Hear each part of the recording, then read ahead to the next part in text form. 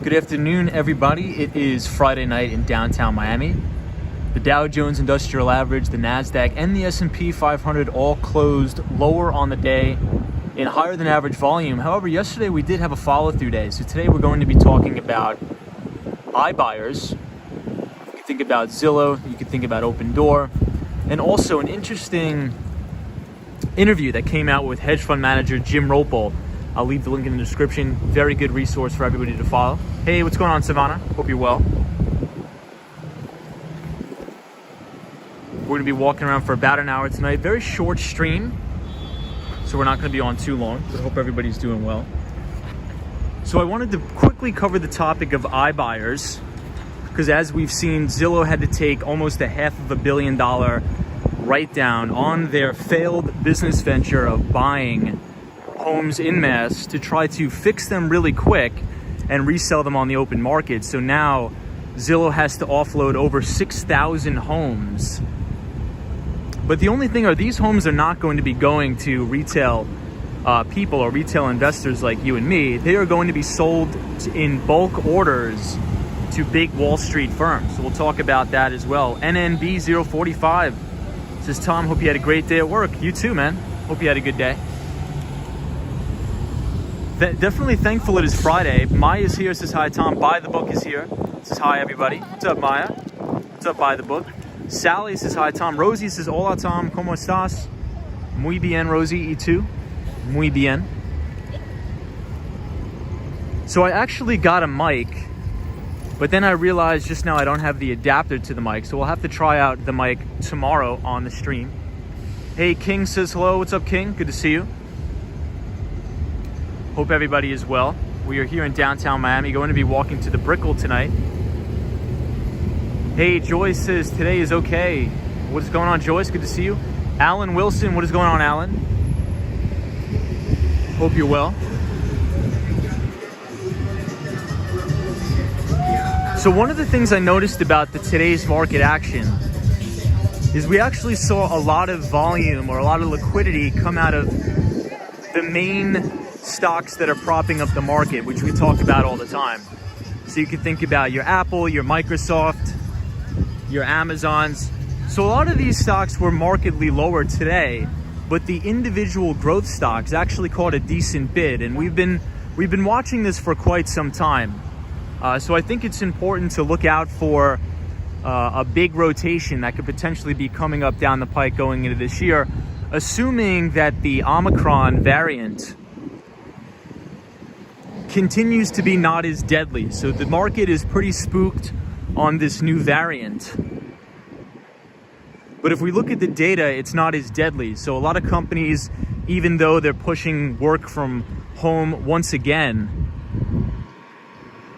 I think once cooler heads prevail, everybody will realize that luckily and thankfully, the variant isn't as deadly even as the Delta variant. So maybe markets should cool down due to that. Hey, Michael Johnson says, cheers, Tom. Any thoughts on Roku antitrust suit that Universal won? So I don't have any thoughts on that. I'm not too familiar with that, Michael, but Roku is one of those big high beta growth stocks that has been getting hammered. So that used to be a true market leader, Roku, but I believe it's almost, man, it could be 35% off of its all-time record high right now. I'm not sure how it was trading today, but there was a few select growth stocks that really caught a nice bid today. Hey, Sunshine After Rain is here. What's up, Sunshine? Good to see you.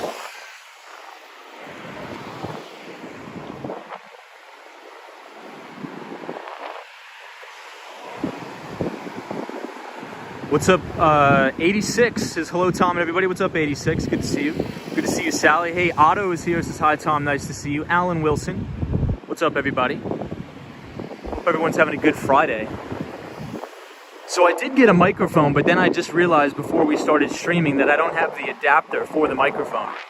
So we're just going to have to bear with the wind for an additional stream.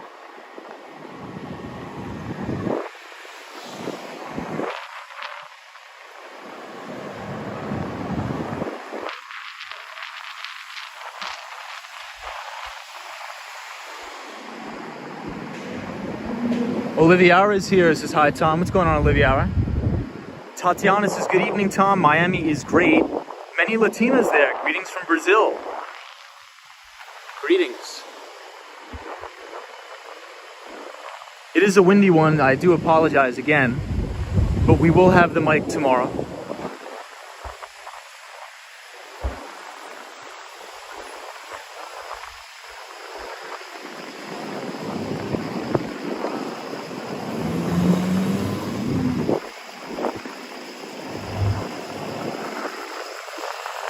Dino's here, says, hey Tom, another windy night in Miami. Yes, another windy night. Good to see you, Dino. Happy Friday, hope you're well. So I actually do have a microphone now, but I need the adapter because Apple does not have a headphone jack, which I forgot about.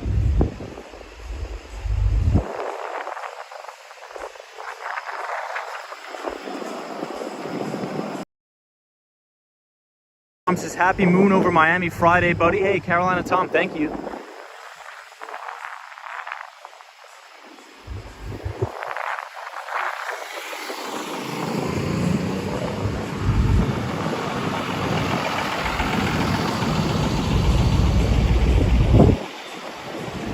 Good to see you, Carolina Tom. Good to see you, sunshine after rain. Sally, this is beautiful view, Tom. Hey, RJ is here. This is Olaf from Colorado. Hope you're well. What's up, RJ? What's up, Dino? Oliviera, how is everybody? South is so nice city. Thank you. So I wanted to share a very good podcast with everybody. So one of my good buddies, Jim Ropel, and we talk about Jim Ropel a lot on the stream, actually. He runs Ropel Capital Management out of Chicago. And he actually just made an appearance on the IBD, Investing with IBD podcast. And he talks all about risk management, sector rotations, high beta growth stocks, rotating into value, and the like. So if you type !invest, INVEST, in the chat, it's going to drop the link to this podcast with my friend Jim Ropel on Investors Business Daily, Investing with IBD. And I think this is a must watch, must listen to podcast if you are interested in investing, interested in breaking into the hedge fund business. Maybe you're in college right now and want to get an internship at a hedge fund or something like that.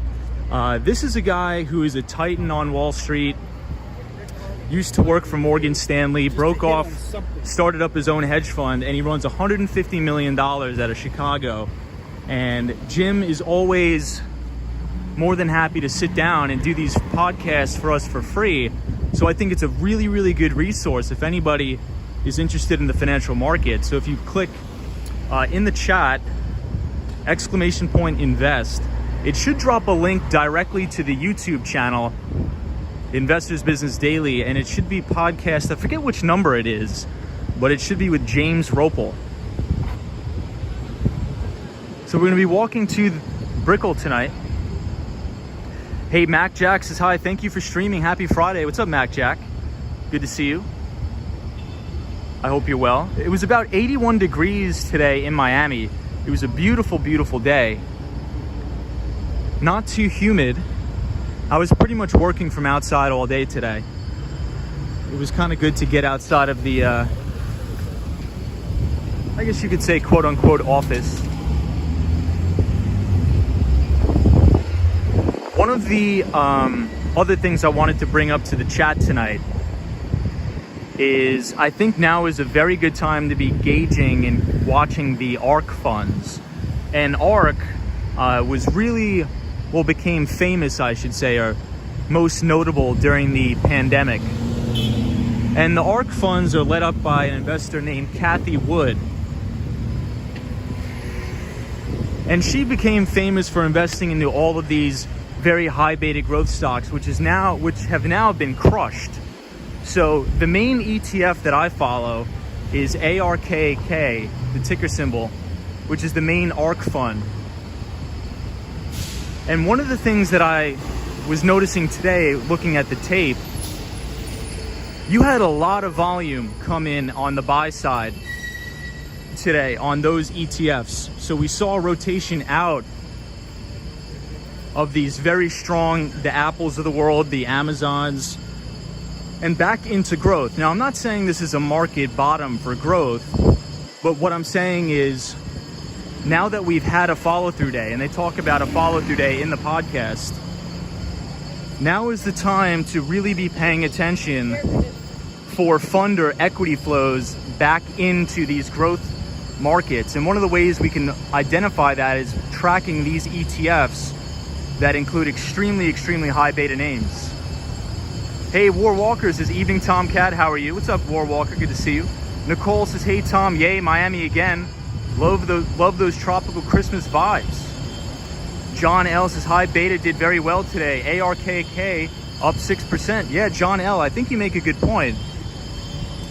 And so this is what's so important, right? Because under the hood of this market we've been talking about for a while, we've seen things really get hammered here.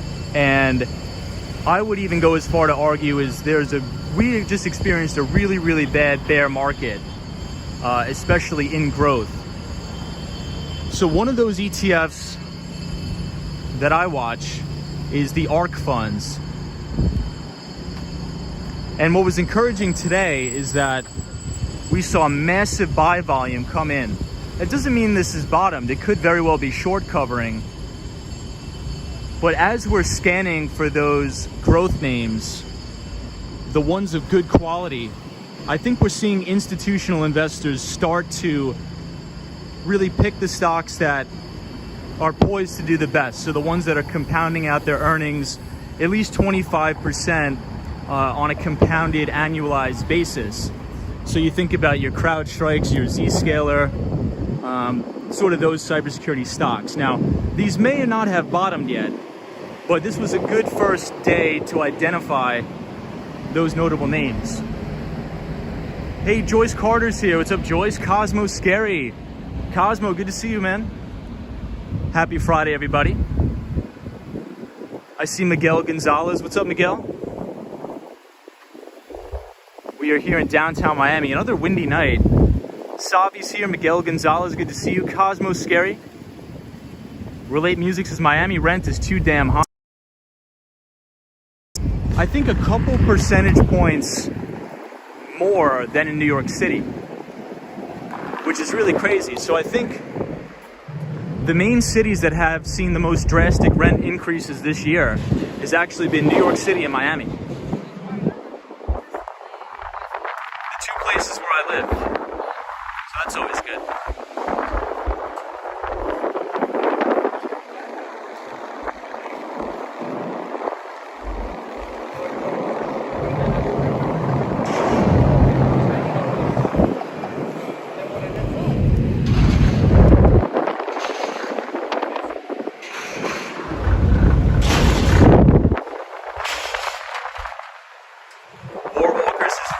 Rents are high even in the ghettos. Wow. Hey, Anthony's here, says, what's your biggest stock holding? Mine has been Square for the past 4 years. My biggest holding and my biggest winner has been Atlassian. And Atlassian is an Australian software company. Their CEO is Michael Cannon-Brookes.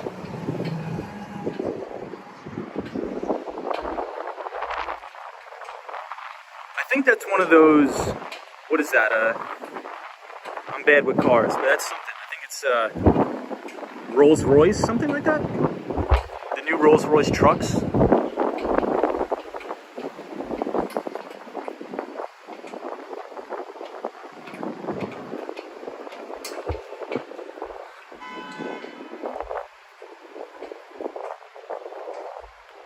Hey Cosmo, so what's funny, so Cosmo, I did actually get a mic, but then I just realized I was about to plug in the mic to stream, and then I need the iPhone adapter. I completely forgot that iPhones don't have a headphone jack anymore. So I was like, dang it. So I actually have to go back and get an adapter. So from here on out, everybody, we should have a mic on the stream, so no more pesky wind noise. Hey, Exploration is here. What's up, Exploration? Good to see you. Happy Friday, everybody. It's been a crazy week. This week has been really, really crazy. But today was a very successful day. So hopefully we get to relax over the weekend. I'm just gonna sit around and write behind the street newsletter. So hopefully tomorrow I'll get some time off. Hey, Mike Jones, good to see you. What's up, Mike Jones? Hope you're well. Exploration, how are you? Hey, Penelope is here. Says hi, Tom and everybody. Penelope is joining us from the one and only Tennessee, Nashville, Tennessee. So we'll walk under here because we have some pretty cool views over here. But Anthony Square is now Block, now called Block, and that was another one of the stocks that have been getting absolutely hammered as of late and is in a severe bear market is Square. So I think that's the name of the game, is watch for a rotation. But Anthony, I'm not sure if you joined when we were talking about one of my good pals, Jim Ropel. He's really, really good guy. He runs a hedge fund out of Chicago, Ropel Capital Management. He actually just made an appearance on Investors Business Daily, the podcast Investing with IBD. So I would strongly recommend, if you guys have time this weekend or you just want to learn about the hedge fund business, how to manage risk when you're running, $150 million, how to do it the proper way, definitely check out that interview with Jim Ropel.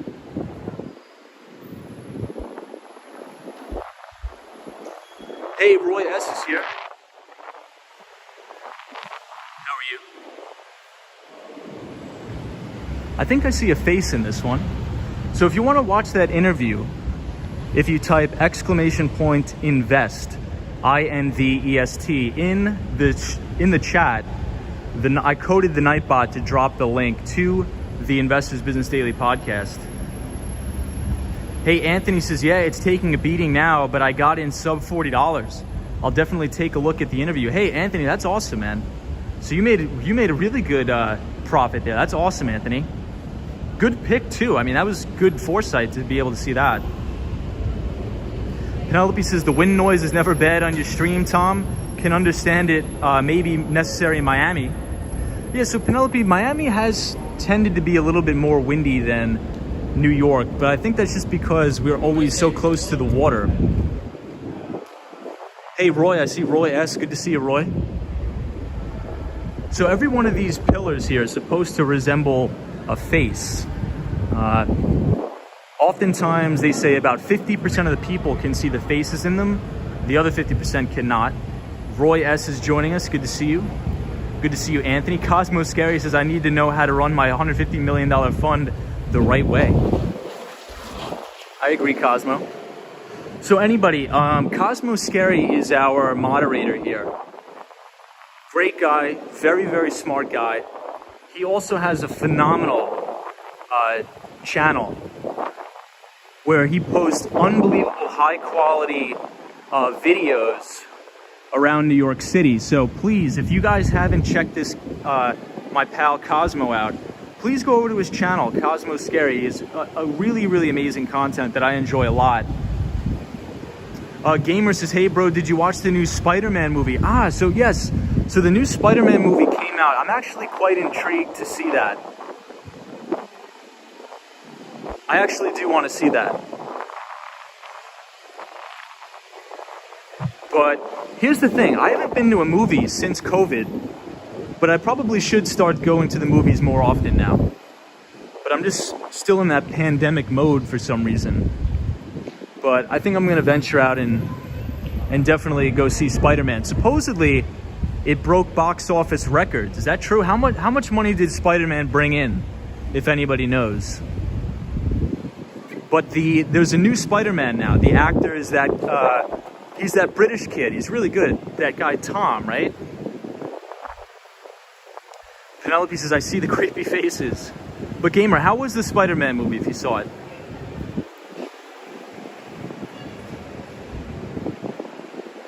Dixon says the Miami streets are so clean and elegant.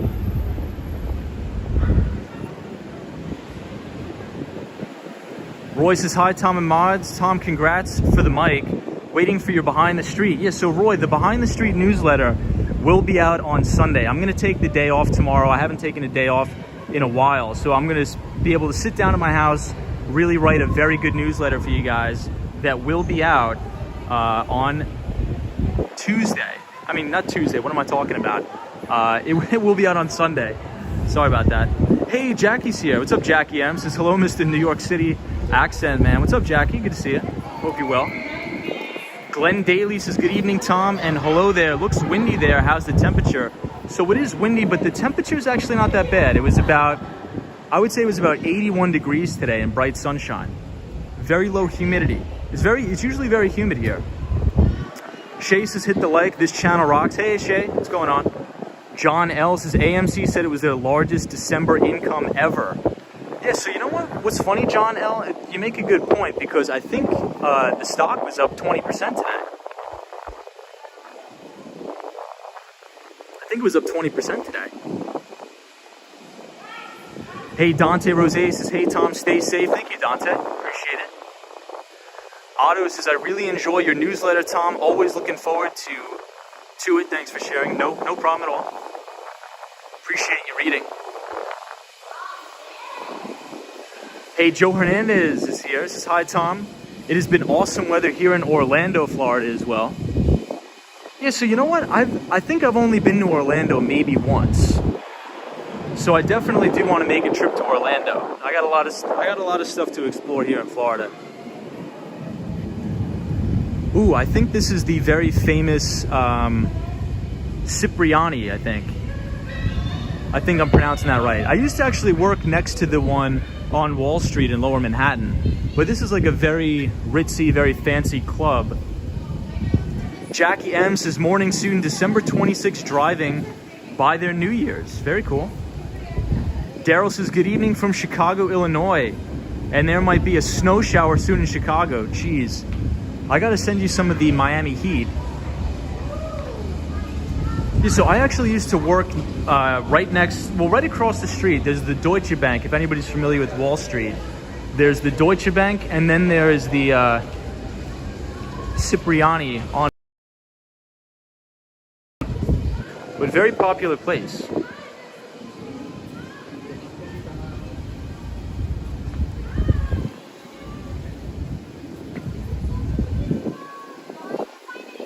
John L says, West Coast here. Past Grill Street, Pete Beach. Joe Hernandez says, I miss your newsletter also, Tom. Well, I put one out last week. So if you type !news, NEWS in the chat, it should drop the link where you can sign up. Roy S says, Tom, is the same Cipriani in Grand Central Terminal in New York? You know, I think so, Roy. I think you're right. Although I think it's across the street of Grand Central Station. I'm not sure if it's in Grand Central Station. I have to check that. I'm not too sure. Hey, the Swan is here. What's up, Swan? Good to see you. Good to see you, Joe Hernandez. Good to see you, Sally. Yeah, Jackie M says, crazy global warming weather. Love it. Dimnuth says, namaste, Tom. Love from India. Hey, thank you. Appreciate it. Melee is here. Says, good evening to you, Tom. Good evening, Melee. Good to see you. Hope you're well. Looks very fancy in here. Beautiful.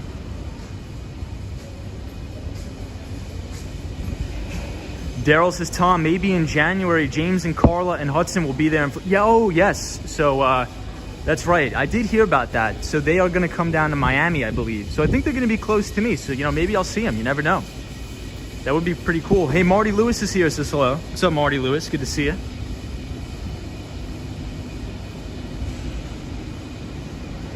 Hope you're well, Marty Lewis. We are in downtown Miami tonight, but we are going to be walking to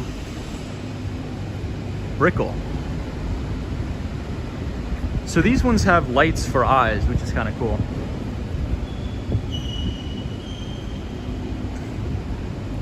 So sort of the second, and it's going to be a short stream tonight, but the second topic I wanted to touch on briefly because I've been getting a lot of requests in my email box of people asking me about a lot of the iBuyer companies, or I should say stocks.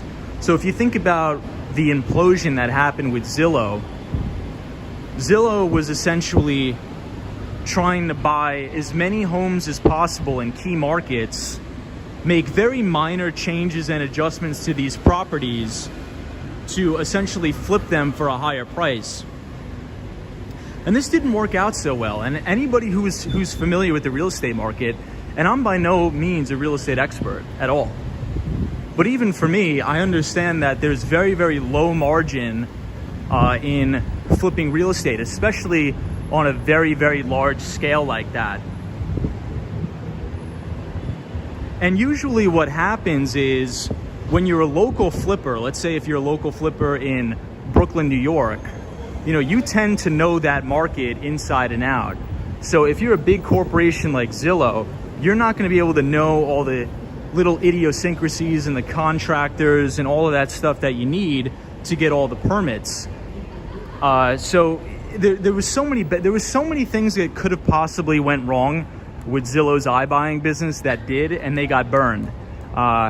And not to sound harsh, but I'm glad they did, because they were really being, I would consider, reckless with this, right? And they had to take almost $500 million write-down. And what's sad is they have to fire a lot of employees. I think they have to lay off over 2,000 people that were hired to work in that iBuying department. Because a lot of the things you don't take into consideration, to buy or sell a house, there's a lot of money that is involved, right? Especially paying the transfer taxes, all of the fees. I think on my house, just to give you some perspective, but I negotiated to have the seller pay the closing costs for me. But I think the closing costs were like $20,000. Right? And that's just in all the legalese, the insurances, the title insurance, all of this nonsense, right? It adds up. So I think Zillow did not take that into an account at all. So now they have an extreme inventory of all of these homes. And they got burned. So I think the same thing, not on the same scale, is happening at these other companies like Open Door and such, which we'll talk about tonight. Andrew Lee says, enjoy the holidays. What's up, Andrew Lee? Good to see you. Andrew Lee is joining us from New York City in Queens. David Johnson says, not a ton of traffic tonight in Brickell. Love to see it. David, so that was one of the biggest takeaways I had from Miami when I came here, is just the amount of traffic. I would even argue there's more traffic in Miami than there is in Manhattan, if that's even remotely possible, but it is. Miami traffic is horrible, really terrible. Hey, Christian Hansen, good to see you.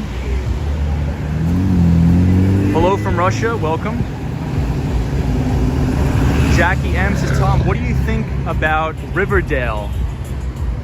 I'm not so, Jackie M, what are you talking about exactly, Riverdale? Jackie M says, you're in Miami. Yes, so we are in downtown Miami. Well, right now we are in the, I guess you could call it half financial district, half tech district. Jackie M says, California traffic is worse.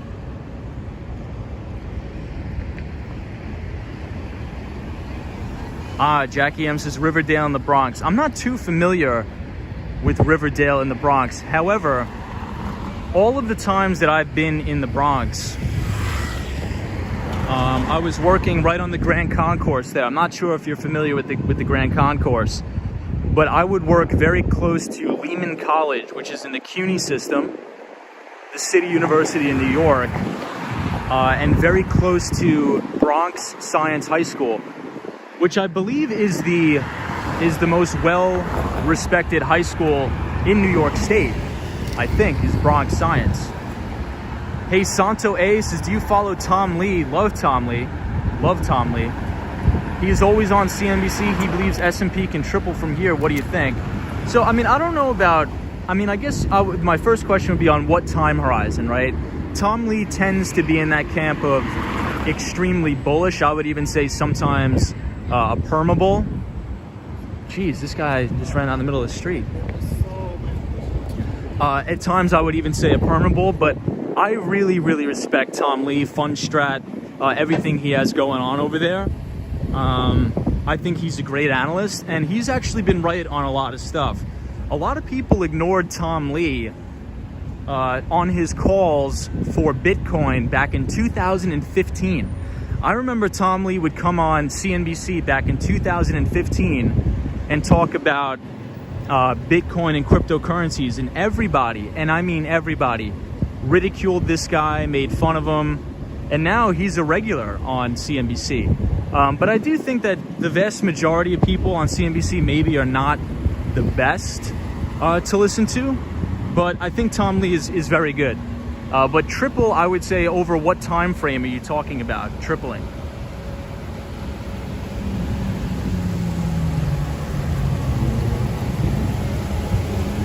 Hey, David Johnson says Brickell Ave is gridlock when that bridge goes up. I could imagine. Somebody says, how are you guys feeling? I'm feeling really good. Handsome Devil says Tom Lee's awesome. So one of the things, so I agree, Handsome Devil, agree with that 100%. If anybody in this chat doesn't have a Twitter, and I know it may sound crazy, but I would highly, highly recommend getting a Twitter, because surprisingly, there's extremely well-respected and not really well-known hedge fund managers and portfolio managers that actually do post a fair amount of very good content on Twitter, surprisingly. So financial Twitter is a great place to garner ideas and even network, especially if you want a career on Wall Street. Santo A says he said by 2029. Then I actually think that's possible, because I'm in the camp actually that believes that the United States over the long term is actually going to be struggling with deflationary pressures as opposed to inflationary pressures. Because if we look at all the major innovations and technologies that are coming down the pike, these things are very, very deflationary. And deflation is not the best. Deflation is not good in a sense. It's good to a point. But I think over the next 5 or 10 years, the United States is going to be struggling with deflation. Pablo says, what's your Twitter user, my Twitter handle? My Twitter handle is Wall Street SaaS Bro, SaaS, like software as a service. Santa Monica Rodriguez says hello. What's up, Santa Monica Rodriguez? Good to see you. Happy Friday. Pablo says hi again from Ecuador. Welcome everybody from Ecuador. Cosmo Scary says, oh God, Twitter. Yeah, I mean, you'd be surprised. I think that is the one social network that I actually use quite often, is Twitter. NNB045 says, I remember in 2014, some CNBC analysts saying the Canadian housing bubble was going to burst soon. I stopped watching them shortly after. So NNB045, I'm not too familiar with the Canadian housing market, but from what I'm hearing, it's almost as egregiously expensive as some parts of the United States, if not more expensive, to buy property in Canada. John L. says Twitter is the best news source out there. I agree.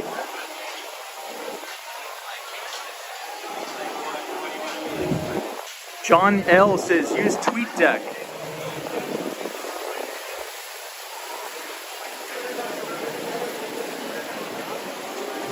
The Swan is joining us from Ireland. Joyce Carter says, I'm waiting for Christmas Eve. Can you guys believe Christmas is next week? Can you believe that? Santa Monica, good to see you. Always a pleasure. Hey, Cynthia says Stuyvesant High School is usually more respected than Bronx Science. Brooklyn Technical High School and also schools on Staten Island are good. Yeah, so I did hear that. I think you're right. I think Bronx Science is probably in the top 5 or something like that. I'm not too sure, but I think you're right. Pineapple Water, what's up, Pineapple Water? Says Tom Lee made great calls on oil and gas this year. Yeah, you know what? There's a lot of people that don't like Tom Lee. I like him. I think he's a great guy. He's super smart. And I actually ran into him on the streets of New York City one day. I didn't say anything to him because I was in a rush. But Tom Lee's a good guy. Joyce Carter says beautiful wreath somewhere in Florida. Yeah, so we are in downtown Miami, Florida. The Mighty Bull, good afternoon, says Mighty Bull checking in. Greetings, Tom. How is the Mighty Bull? Pablo says, I'm dealing with 2020 and all of a sudden 2021 is ending. I know. Really wild. Hey, Carol H says, yay. Hi, Tom. Happy Friday. Happy Friday, Carol. Hope you're well. Good to see everybody. NNB045 says, yes, Canadian housing is expensive. Vancouver being the worst. Everyone wants a footing in Canada. Yeah, so I was talking to one of my friends, and he says that there is a very, very similar situation between the developing laws or the building laws. And I'm not a real estate expert by any means. I'm trying to learn it. I just bought my first investment property. And I think the best way to learn is by actively getting your hands dirty. But I think there's a big issue in Canada, just like there is in LA, Los Angeles, California, with getting permits to build. You know, if you look at the statistics, there's actually been severe underbuilding in places like Los Angeles, California. And if you look at the rents, you know, look at the rents in LA, look at the rents in New York. I mean, it's egregious. And even here in Miami, it's really crazy. People can't afford a place. Hey, Photos from Around New York is here. What's up, Photos? Good to see you. John L. says, Santa Claus rally. So, John, I think the Santa Claus rally is still in play. Here's what I'd like to see. And I think we saw a little bit of that action today on Wall Street. Here's what we saw. I think in my opinion, my main gauge of high beta growth stocks is the Ark ETF, ARKK. And that ETF has been getting absolutely hammered. I'm talking about this thing has been getting freaking clocked over the past month. But over the past 2 days, we've seen 300% of average daily volume flow into this ETF. And I believe it was up over 6% today. So usually during market bottoms, you see these environments of, number one, capitulation. You'll see like a waterfall sell-off. And then 2 days after, you'll see extreme buy volume come in and neck snapper rallies. So I'm not saying it's the bottom. I'm not saying ARK is bottomed. But if I had to be a betting man, I would say we're getting very, very close. And on Thursday, which was yesterday, we did have a follow-through day. So if anybody's familiar with the follow-through day, if you're not, you could watch the podcast. I put in the link in the description. Usually on a follow-through day, you got to buy something. So usually on follow-through days, you buy the most high-quality merchandise on the market. So these are the stocks that have the highest earnings growth, the best pre-tax margins and after-tax margins, the highest return on equity. And you got to get in, even though it's scary, and you have to buy, even though the rallies may fail. Hey, Mark Littles is here, says, welcome from West Palm Beach, Florida. You know what? This is the third person I've met in the chat from West Palm Beach, Florida. I want to go. I've never been to West Palm Beach. But Mark, happy Friday. Ron is here, says, good evening, Tom. Welcome to the weekend. Thank you, Ron. Appreciate you. Lost in the Curve says, rental prices have gone up a lot. But if you couple up or are willing to have roommates, it's still not that bad. That is a good point. A lot of people that are of working age, and especially college students. Ooh, guys, we got to get back on the skateboard. That makes me want to skateboard so bad. Look, a lot of people have roommates in New York City. I had roommates in New York City. Jay Gator says, do you use candlestick charting? So I do look at charts, but usually the only time I look at charts are on a weekly time frame. So I tend to be more of a long-term time horizon trader in my actively managed interactive brokers account. So I'm not an intraday or day trader. I don't really look at anything below weekly. Sometimes for entry timing, I'll look at it daily, but even that is a little bit rare for me. But I think you should have a basic understanding of how to read candlesticks. Absolutely. Hey, Michael says, hello, Tom. What's up, Michael? Good to see you. Jonathan Richards says, hey, Tom. Hope you had a productive week. I did, Jonathan. Actually, pretty excited. Closed a big deal. Really, really big deal. today. So hopefully that'll go in before the end of the week. Otto says, Tom, can you elaborate a bit why a Santa Claus rally we should buy the high growth stocks? Well, I wouldn't say you should buy the high growth stocks for just a Santa Claus rally in general. What I'm saying is, based upon the market environment,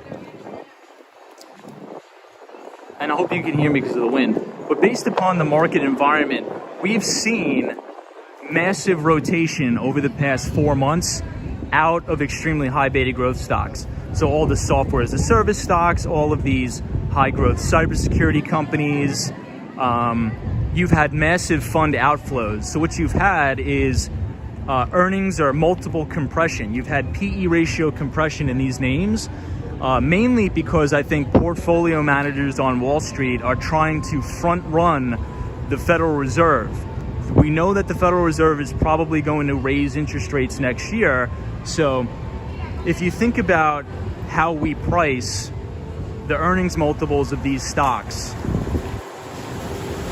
a lot of these high growth stocks are predicated off of earnings in the future, right? So if interest rates go up, tech stocks' future earnings are now worth less today, if that makes sense. So the market has to adjust for higher interest rates. So those multiples tend to go down. So based upon the Santa Claus rally, I think it's mainly washed out. I think a lot of these names have been beaten down probably more than they should, and that's what markets tend to do. Markets tend to overcorrect to the downside, and they tend to overshoot to the upside. So what I'm looking for is, you know, if you pull up a chart of Apple, Microsoft, Amazon, over the past couple days, we've actually seen money flow out of these names, and we've seen equity funds move in to high growth names. So I think you're going to see a rotation out of the big mega cap tech to growth. It doesn't mean that I'm going to be right, but if we look for the clues in the market, like we had a follow through day on the Ark ETF, and if we look at the yield curve has actually came down a little bit. So if there was really that big of a high risk or trouble in the market, we would actually see rates, an uncontrolled sell-off in the bond market or in the debt market. But if it was the other way around and mega cap tech stocks were getting really depressed, I would look for that Santa Claus rally in those different segments. Hey, Q Business here says, hey Tom, great to see you out in this beautiful evening in Miami. What's up, Q Biz? Good to see you.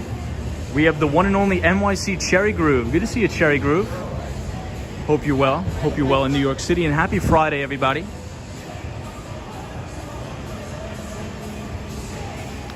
Hey, Pablo says, any good book or paper that you recommend to have a better grasp on finance/crypto? So if you want a physical newspaper, I would read Investors Business Daily. But if you want a very good resource for cryptocurrencies, I'm actually going to give you a name of a YouTube channel. This guy is an ex-Goldman Sachs global macro equities trader. His name is Raoul Pal, and he runs the YouTube channel called Real Vision. So what I would do is, if you go on YouTube and you look up the channel called Real Vision, that is by and large the best resource on the internet, I think, for cryptocurrencies, because you have solid interviews with real money managers that have spent decades on Wall Street that are now breaking in to managing institutional money in cryptocurrencies. Hey, Sergi SAS says, hi Tom, hope you're doing well. I'm doing really well. Christian Hansen says, Real Vision, interesting. Yeah, check it out. Check it out. Real Vision, Raoul Pal is his name.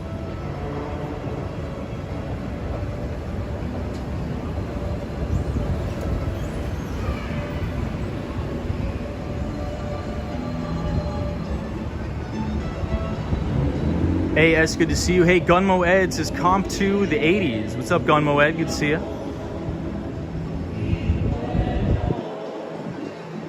Christian Hansen says, oh, we are in Miami again. Indeed we are.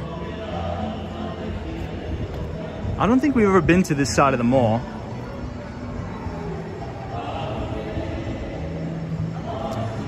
Jay Gator says, are you familiar with Mercado Libre? I am. A fintech from Latin America. I am.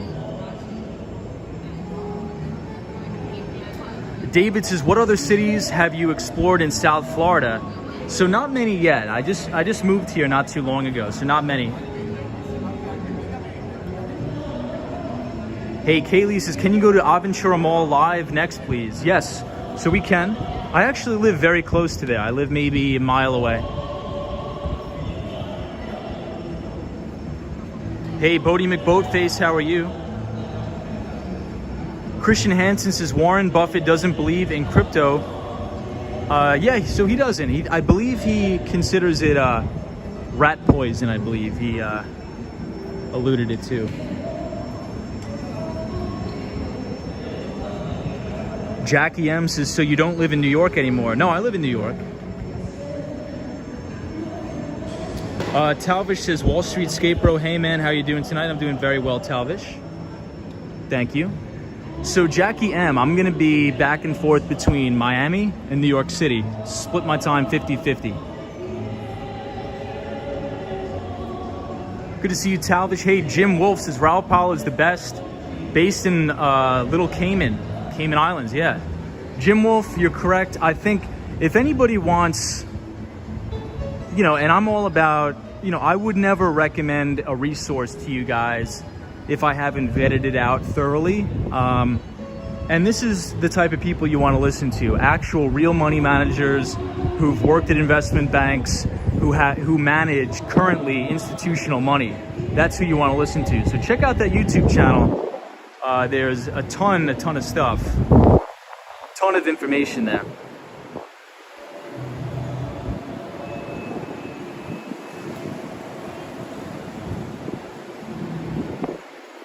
Christian Hansen says, when will they back crypto with silver bullion? I think that would actually be a pretty good idea, to be honest with you, but I'm not sure that'll ever happen. I would actually be for that, in all honesty. David says, but Elon does like crypto and he's much smarter than Buffett. Yeah, I guess we'll find out who's going to be right. Santo A says, Apple has a PE ratio of 30, which is high by many. That's actually really low. Do you believe the PEs have been relatively conservative in the past and can be higher? Tom Lee was expanding on this. Yeah, so usually, actually a PE ratio of 30, especially for Apple, is really, really low. A lot of these high beta growth stocks have PEs in the hundreds, right? So that has been the big debate over the past couple, I would say ever since 2008, that has been the big debate, whether growth stock investing is the right way to go or value investing is the right way to go. Because there's a lot of value investors on Wall Street that would never ever buy a stock that has 100 or 200 PE ratio, right? Which is insane nonetheless. But when a company is relatively, let's say in a mid cap and it's growing really, really fast. So a lot of these growth stocks can be growing their earnings or EPS at 100% quarter over quarter, and they can be growing their revenues at 100% quarter over quarter, right? So usually when that happens, and based upon the fact that we are in an environment where the Federal Reserve is artificially suppressing interest rates, buying mortgage-backed securities, buying US Treasuries, what happens is all of these stocks go into what's called a multiple expansion. And their multiples expand. So price to sales, price to earnings, all of that really just starts to go crazy. And it's something that a lot of value investors cannot grapple with, right? And it's important to, I think this is why it's important to sort of follow Paul Tudor Jones' way of thinking, that you have to be a trend follower. So valuations may not make sense. It may be crazy and you may not understand it. But if you're a trend follower and you understand central banking and you understand the way the Federal Reserve works, you're 90% of the time you're going to catch the meat of the move. You're not going to get the exact bottom, but you're not going to get the exact top. Gun Moed, to see you at the Breakers in Palm Beach. You can buy me a Chivas on the rocks. Merry Christmas if I don't see you. Hey, Gun Moed, thank you. We'll definitely do that. Hey, Out and About, it's good to see you. Out and About says, good evening, boys and girls. Happy Friday, happy Friday. Georgie says, hey, Tom, how's it going? It's going really well. It's going really well. It's a beautiful Friday. It was about 80, I would say 81 degrees in Miami today.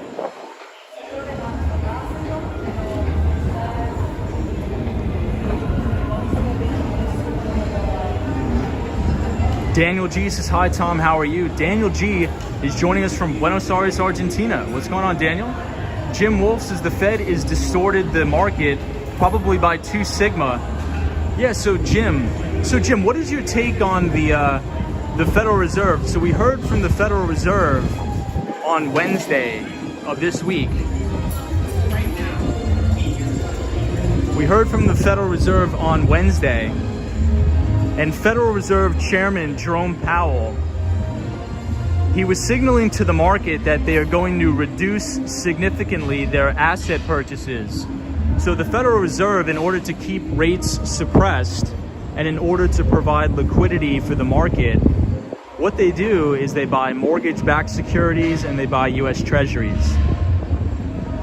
So Fed Chair Jerome Powell said they're going to scale back on that entirely, and they're projecting at least 3 rate hikes next year. I'm not buying it.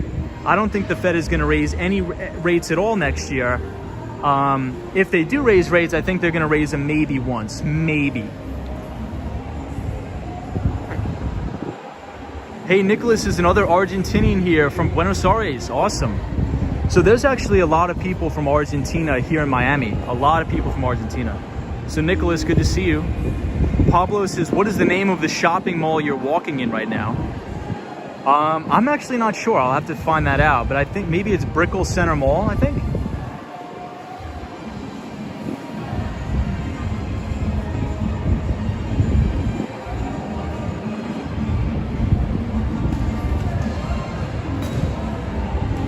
Hey, Sabrina Fair is here, says, yeah, I don't see rate hikes next year either.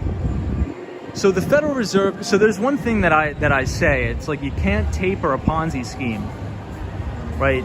You cannot taper a Ponzi. So, and here's another thing to think about. Just because the Federal Reserve is going to scale back their asset purchases doesn't mean that there's less liquidity in the system. This system is absolutely flooded with liquidity.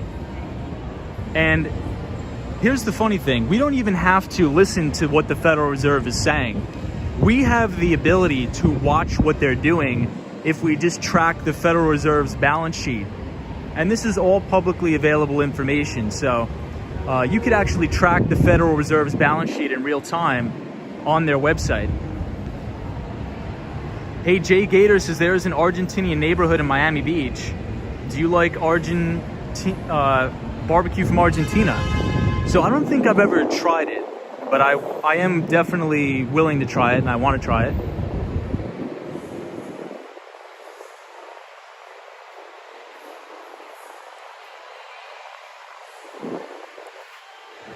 Jim Wolf says, I agree with you. The Fed is trying to influence the markets.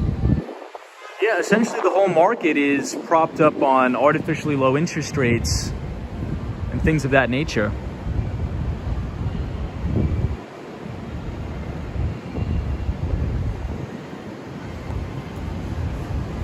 So we're overlooking South 7th Street and South Miami Avenue.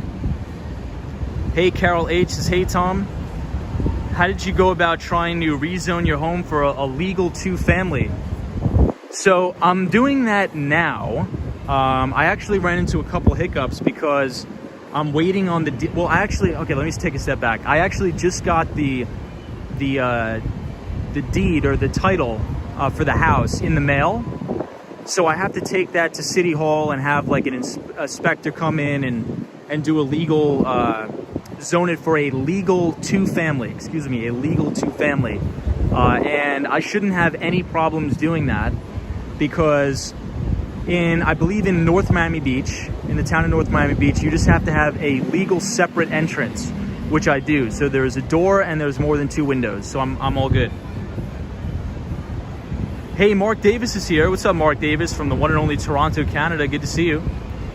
Christian Hansen says standard deviation is calculated by first subtracting the mean from each value and then squaring, adding, and averaging the differences to produce the variance. Christian, this brings me back to my statistics class in college. Jay Gator says we should all learn from the Fed, expand our own personal balance sheet by borrowing to buy assets. Yeah, I mean, I think that's what the top 1% has been doing. And especially, you make a good point, because you know who's been doing that more than anybody else? All of these big companies, they borrow money at extremely, extremely low interest rates to launch massive share buyback programs. And the reason why they do this is because the majority of executive compensation in the United States is not made up of basic salary. It's actually made up predominantly from executive stock options. So if you can launch a multi-billion-dollar share repurchase program, that's going to take or reduce the overall float of the stock or the shares of stock on the market, thus driving up the price. And then at the end of the year, which is coming up now, a lot of these executives get a pretty big payday.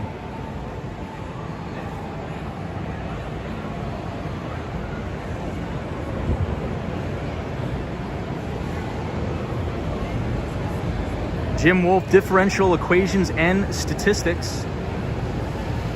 Out and about says, where are you now? I believe we are at Brickell Center Mall, I believe it's called. We're good to see you out and about. Joey is here, says hi. Tom, what's up, Joey? Good to see you as always.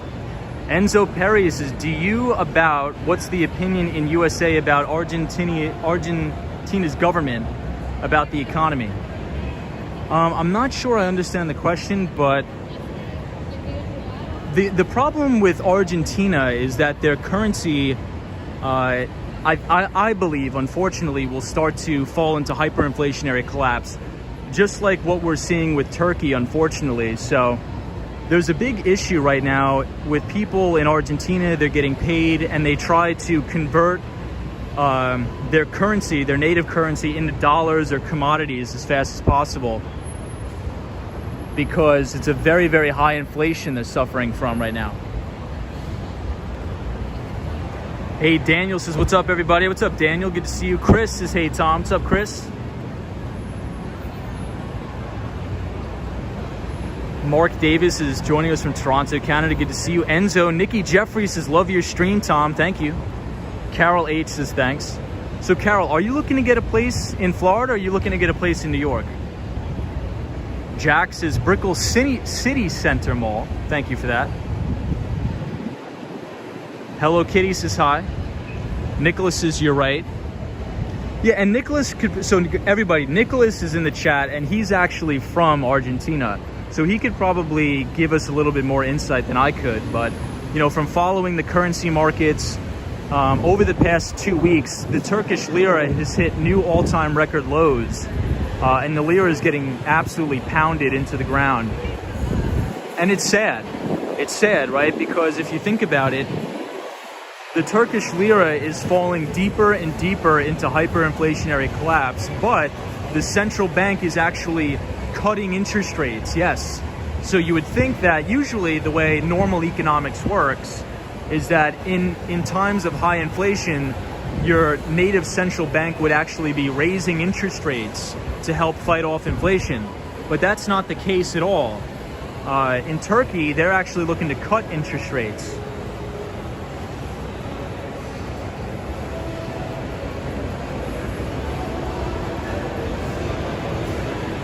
Carol H says, I want to buy a home in Miami. New York City is too expensive.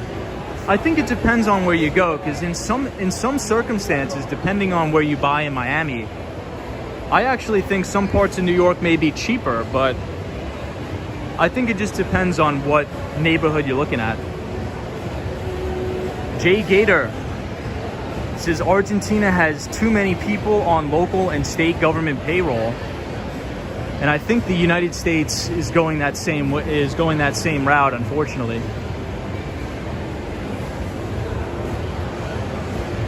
EW says hi. Tim Wolf says thank you. Answered my question. No problem, Jim Wolf. Good to have you here. Well, this mall is beautiful. One of the things I noticed about Miami is it's a very clean city. Very rarely do I ever see any sort of garbage or dirt on the floor.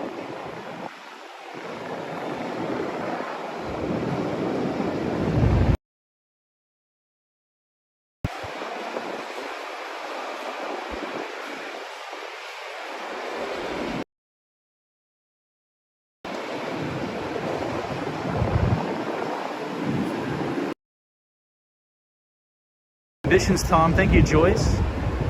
George, interest rates will make higher inflation. Yeah, which is totally not true. Santiago says hello. What's up, Santiago?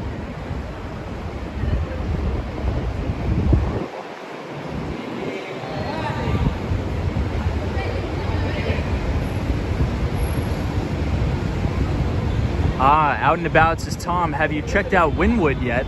So not yet, but I would like to. I definitely would like to out and about. The Swan says Miami is immaculate.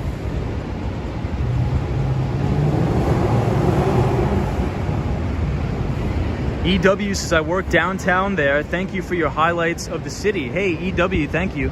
I just moved to your city and this place is gorgeous. I really, really like it so far. Daniel says Miami is incredible. Hey, Dams Block, how are you? Hello Kitty is here. This is a beautiful place. Jose says public sector expands like the universe. Carol H says what neighborhood in New York would be a good value for buying a home or a two-family? So I would think you would want to look in upstate New York.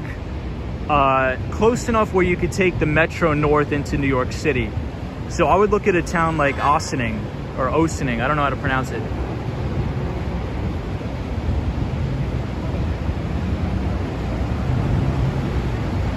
Enzo says thank you for the opinion. Sally says beautiful view, Tom. Hey, Lena Sandoval is here. What's up, Lena Sandoval? Nikki Jeffries says, didn't you say you went to college for criminal justice? I did, yes, I did. And I did a minor in economics.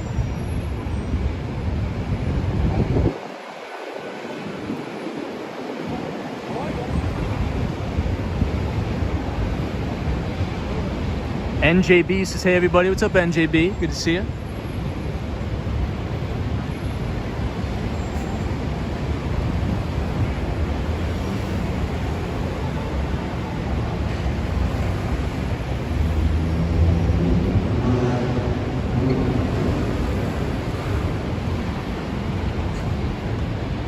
Oh, I didn't even notice this. So this is an Apple store here. Wow, very cool. Oh, so out and about says, look like it's going to be a while before I can travel as Toronto is going backwards. Restaurants are going back to 50% capacity. See, I don't agree with any of that, in my opinion. And not to get too political with the virus going around, but at least in New York City, like almost everybody, or the vast majority of people are vaccinated. So if you're vaccinated, you're fine. Even if you get COVID, it's no big deal. That's the point of a vaccine. Hey, Movimar says hello from Romania. What's going on, everybody from Romania? The point is, if you're vaccinated, you should be able to go out and do whatever you want without restriction, because even if you have the vaccine and you catch the virus, the point of a vaccine is that when you get the virus, it's not going to kill you, right? We can't close down the world economy every time somebody gets sick. You know, I remember when I was in college, I used to go to class and I was deathly sick. I was freaking ridiculously sick. And a lot of people that are getting COVID now that are fully vaccinated, they don't have any symptoms. So it's really bizarre. Hey, Laytha says, you guys, Omicron is 70% more infectious than Delta. Do not believe the incorrect info. They do not know how bad Omicron is going to be yet. Yeah, so the infection rate is way more infectious than Delta, but it's not deadly, so it's irrelevant. But Laytha, good to see you. Sarah G says, I would definitely be patient and eventually you'll find the right house. I agree. Hey, Juan says, thanks, Tom. I graduated and first job in computer science. Awesome, dude. Work at a large chip company and I'm receiving a $62,000 sign-on bonus. Holy hell. Should I take my benefit on December 31 or January 1st, which will minimize my taxes? So it's not going to minimize your taxes. It's just going to delay your taxes. But I would do it the first of the year, in my opinion.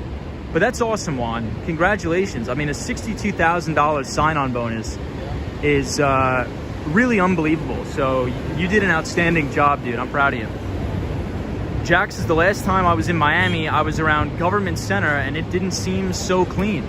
Where is Government Center, Jack? Laytha says, it doesn't matter if you have symptoms because you may give it to someone who will get ill. Yeah, I think that's irrelevant too, right? I think everybody has their freedom of choice. And in the United States, I think our government and our companies did a great job with manufacturing vaccines and making them readily available to everybody. So at this point, if somebody is not vaccinated, it's on them, right? So you can't lock down the global economy because everybody has freedom of choice. So by and large, everybody has had the opportunity to get vaccinated. So if you have, you should just be able to enjoy life without any restrictions. It's quite irrelevant, in my view. Hey, Jax's Government Center is near the police station. Interesting. Oh, maybe that is near South Beach. Is that near South Beach? I don't think we've spent too much time over there. Wow, Kim Grant says, I'm fully vaccinated. I got Delta and almost died, but my husband was asymptomatic.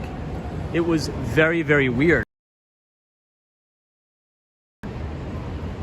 I'm glad you're doing well.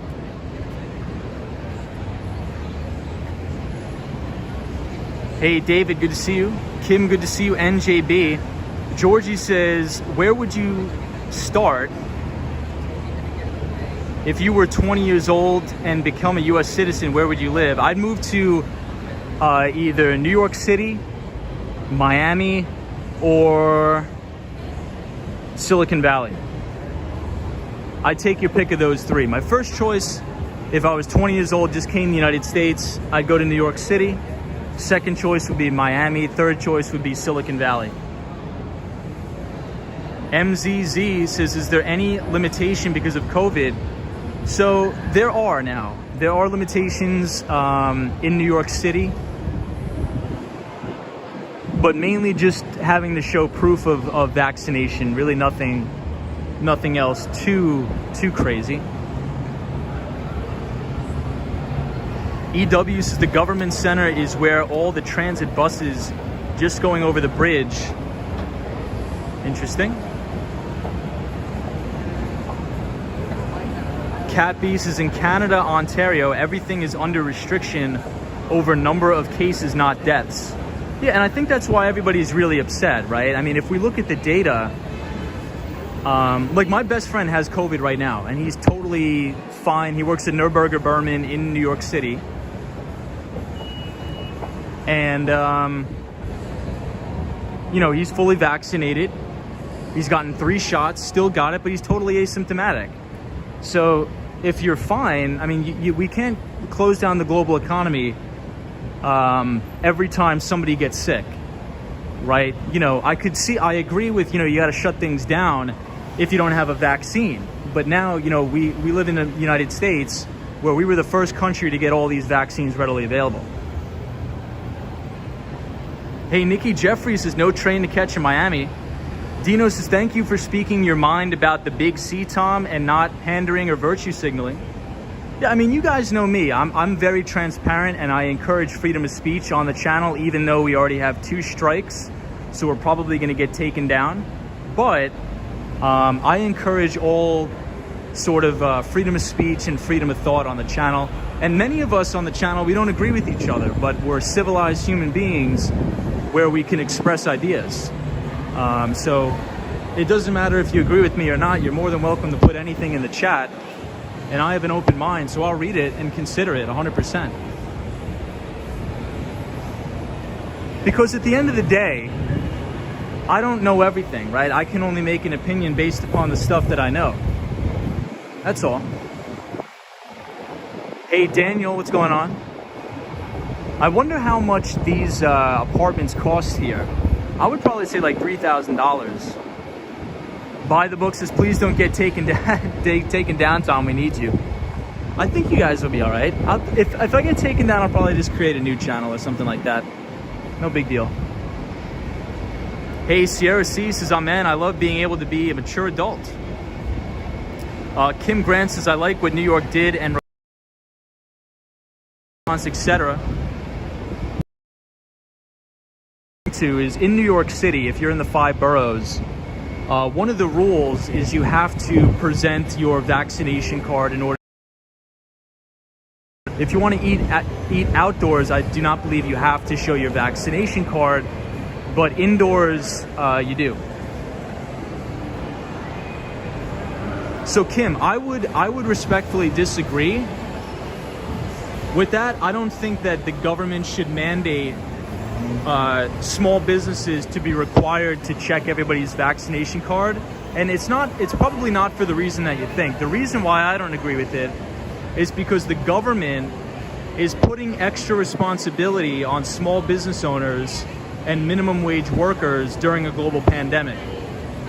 So on top of, you know, making sure everything is safe for the people that are coming to the restaurant, on top of all of this other stuff, managing your staff, hiring people, now they have to be the COVID police. I mean, if you want to do something like that, why doesn't de Blasio or Mayor de Blasio pull that out of the New York City budget and have somebody that works for the city stand at the door? Don't make these small business people allocate resources to do that. Because what happens is a lot of people that go to restaurants, or not a lot, I'm going to say some, there's been some incidents of people who have been going to restaurants in New York City that get so upset at the waiters and waitresses for checking the vaccination cards. But they have to understand that these people are just doing their jobs, right? If they don't do it, they're gonna get fined like $5,000 or $6,000. So that's the only thing I don't agree with. If the government wants to do that, you have to have a government worker do that, not this 16-year-old kid that's trying to serve up some pasta. That's ridiculous in my view.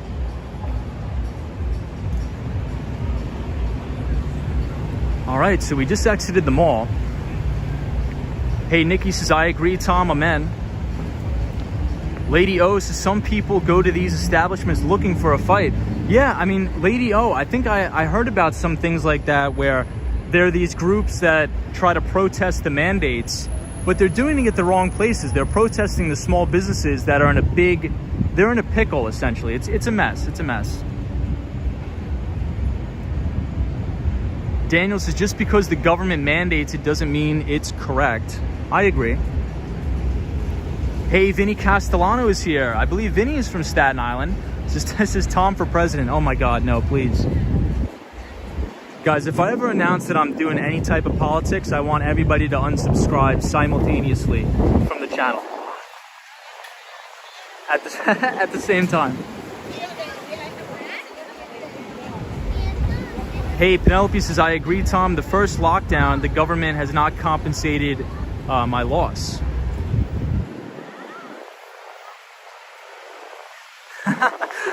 Lady O. I think it's raining, everybody. I think we may need to go back in the mall.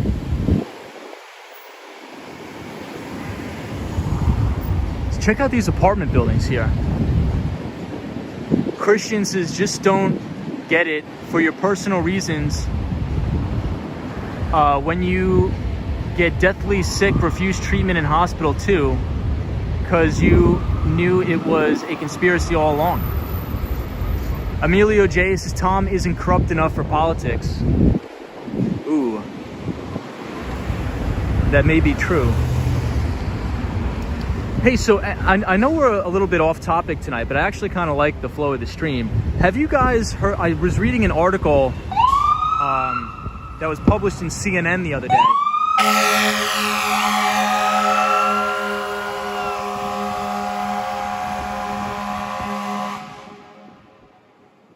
Wow.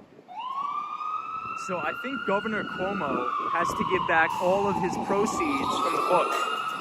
So I think he made a couple $1 million writing a book during the pandemic, and I think he has to give all of that money back, which I agree with. I mean, that's in bad taste to come out with a book during a global pandemic and make $1 million when everybody else is, struggling.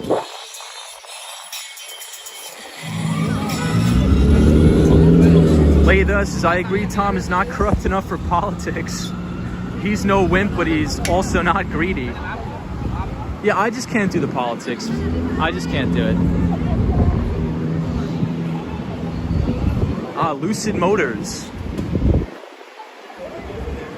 Hey, so $5.1 million Andrew Cuomo has to give back. That's crazy. I just think that's in poor taste. I mean, how did you have time to write a book in the middle of a global pandemic? I think that's just a little crazy. So here's what I would suggest. Everybody was fighting over it. I was watching CNN, which I very rarely watch CNN. But sometimes I'll watch CNN. And they were saying that, Andrew Cuomo has to give back the money from the book sales. But give it back to what? I mean, if I was the judge, I would just say, look, you made $5 million from the proceeds, distribute it evenly throughout all of the small businesses in New York City. Right, give it to like a fund for all of these small businesses that are behind on their rent, and then call it a day. Which, Andrew Cuomo, he could have made really good publicity by saying, look, everybody, I'm going to write a book, and I'm going to give all the proceeds away to people affected by COVID.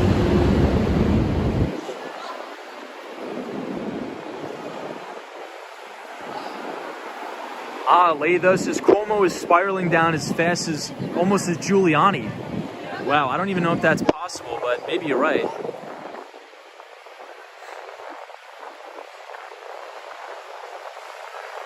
Enzo says, Tom, do you think the size of state public spending is growing with Biden, payroll, employment, etc.? Hold on, I think we got to duck inside. It's starting to rain. So I think it's growing with Biden, but here's what I'll say. It didn't start with Biden. All of this massive spending and massive stimulus actually, well, if we want to go all the way back, it technically started with, Ben Bernanke and all that stuff. But Donald Trump was an unbelievable spender. I mean, that's sort of what I didn't agree with Trump on anything, was because he virtue signaled to his party that he's this fiscally conservative guy. But we spent more money and ran a bigger deficit under Trump than any time in modern American history. Although, we could say some of that was justified because of the pandemic, but then again, who knows? But I think it started under Trump, and it's going to continue maybe 2x under Biden.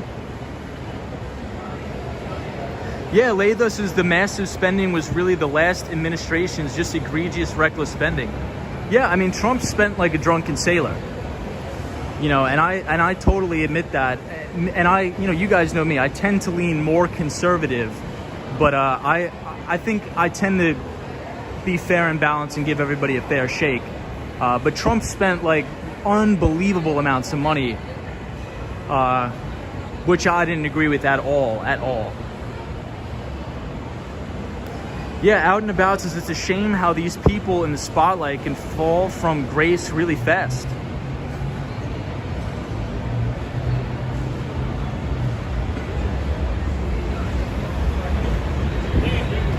Look, for me, just so you know, I'm not a Trump supporter and I'm not a Biden supporter by any means.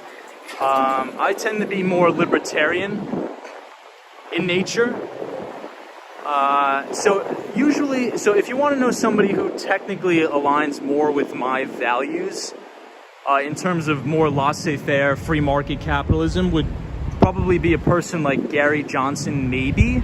But if you want to know like how I stand politically and economically, it would probably be more of like a Peter Schiff. And Peter Schiff is the CEO and founder of Euro Pacific Capital. I'm just not for Keynesian economics. I'm not a big fan of John Maynard Keynes, even though if anybody has ever majored in economics at a major university here in the United States, that's really all we're taught is Keynesian economics.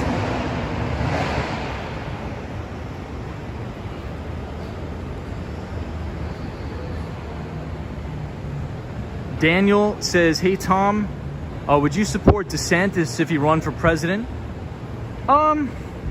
So I would have to make the decision whether I vote. I've never voted ever in my life. So I don't really like to get involved in politics at all. Because I think everybody has their own motives for things. Hey, the Aviator's here. Says hi Tom. What's up, the Aviator? Good to see you. Jim Wolf says the Austrian School of Economics. Enzo says, Tom, Europe or USA to live? USA all day, every day. So I agree with the fact that all of the innovation, it happens here. People from all over the world want to migrate to the United States to start businesses and to live. And so long as we keep that way, I think the United States will always be the greatest place to live on earth. Yeah, well, it's like really pretty over here.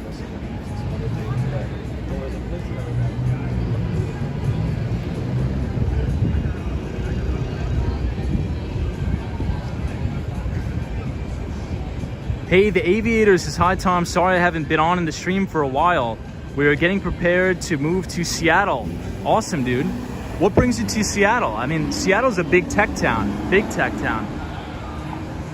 Hey, Chris Mills, what's going on, Chris?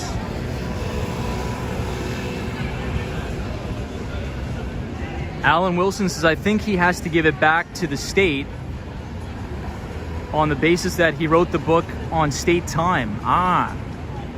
Interesting.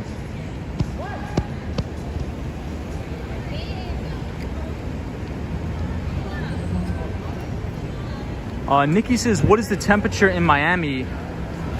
I'm not sure what it is right now, but it was 81 degrees this morning. Carol H says, hey Tom, I'm reading The Deficit Myth by Stephanie Kelton on modern monetary theory. So I don't really agree with that at all, but it's funny that you mentioned that. I actually just ordered that book off of Amazon. But my view and her view are probably polar opposites, but I'm still going to read her book. I've read all of John Maynard Keynes stuff. I'd definitely be intrigued to see what she says, but all the modern monetary theory is all giant garbage in my opinion. Hey, Kevin Sunderland says, I heard Judge handed down stay for the Cuomo clown clawback. Yeah, I think he has to give all of his book stuff away, something like that.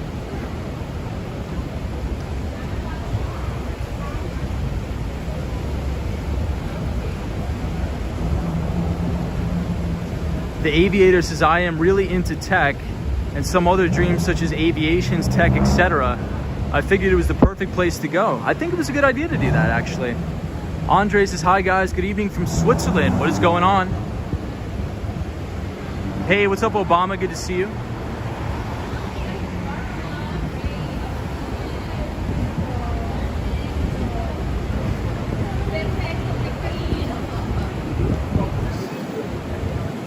Jose says, do you like Chicago's economist, Tom? Brazilian finance minister follows Chicago. He studied there.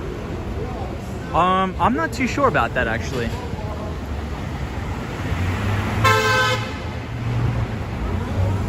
Have you read the book about BlackRock? Well, I think there's many books about BlackRock. Which one are you referring to specifically?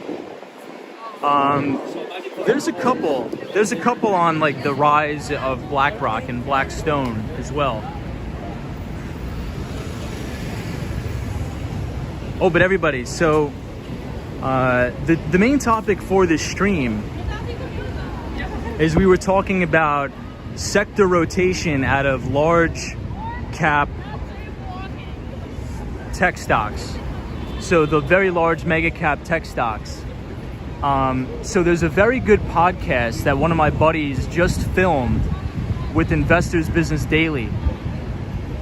And that podcast, if you type !invest, INVEST in the chat, it'll drop the link to the Investors Business Daily podcast with Jim Ropel. And Jim Ropel is a hedge fund manager based out of Chicago, and he runs Ropel Capital Management. So if anybody's interested in learning about portfolio management, portfolio allocation, mainly in the growth stock sector, I would definitely spend, maybe 30 or 40 minutes, listen to some of that interview this weekend. It'll definitely be well worth your time, in my opinion. Jim Ropel, Investors Business Daily podcast. Joyce Carter says Air France departing on LA flights. Channel that I'm looking at. Very cool.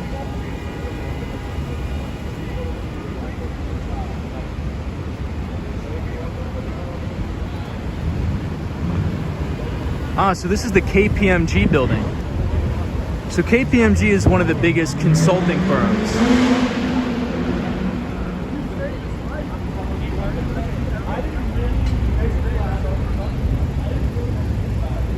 So you can think about KPMG, Deloitte, Ernst & Young. All of those are really actually good companies to apply to if you want to go into management consulting.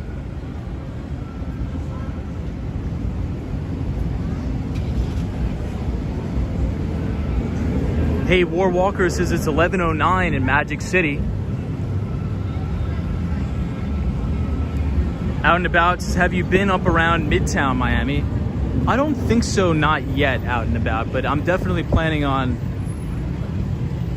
going more places. I've only really been to Brickell, downtown Miami. I really want to go to Wynwood, but I don't want to go there at night. I really want to go there during the day.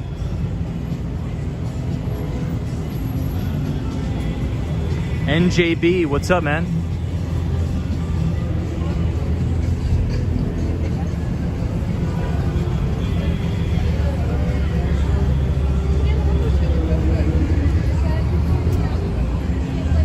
Cosmo Scary says Miami is actually really nice. Wow.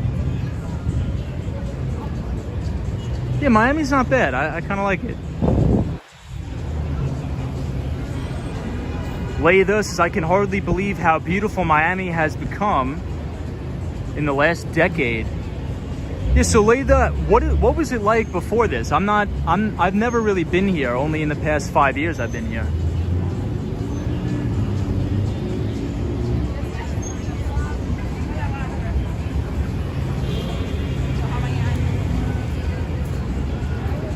The Aviator says, Tom, how much privacy do you get in your own apartment? I don't live in an apartment here. I bought a house. But I think my block is pretty private. I'd like to think so, at least. But here, I would assume it's pretty private too, but... Jim Wolf says, Tom, have you watched George Gammon's videos? I have not. Could you drop a link in the chat to that? War Walker says, if you have the coins, Miami will be your oyster. Very cool, War Walker. Out and About says, yeah, Wynwood first thing in the morning. At night it could be shady. Yeah, and I mean, I really want to see the art. You know, supposedly in Wynwood it's all supposed to be art, and I can't really see that at night.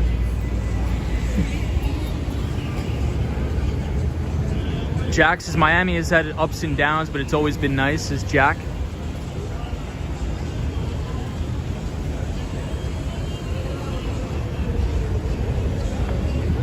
I don't think we've ever been this far on the stream. So I've never been over here. Which place is this? So this is PF Chang's. 2J Hurst says, do you hang with Dave Portnoy B from?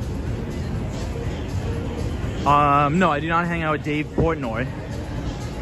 I think that is the CEO of Barstool Sports. But no, I do not hang out with him. You know, it's funny. Somebody sent me an email with that exact question saying, hey, do you hang out with Dave Portnoy? I've never met the guy in my life.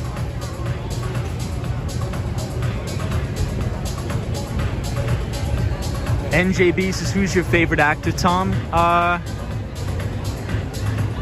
That's a good question. I would say...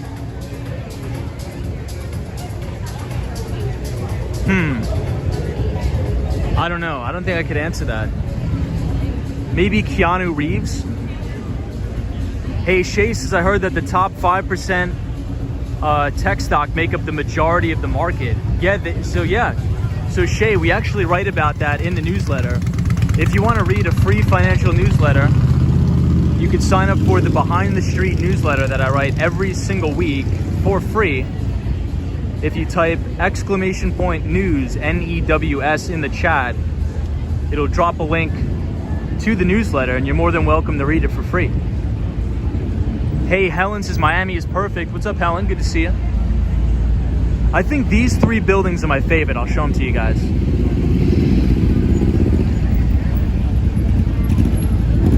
One, two, and then this one.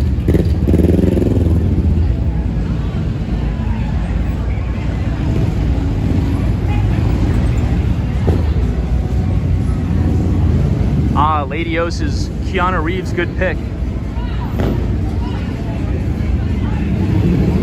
Bruno says hello. What's up, Bruno from Brazil? War Walker says this is the entertainment center, Brickell Village. Sarah G says Matrix Trilogy, my favorite.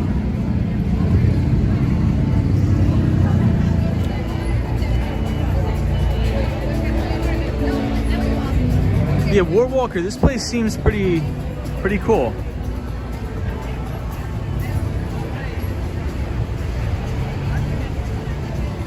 Hey, Kevin Sunderland, thank you for the $5 super chat. I appreciate it.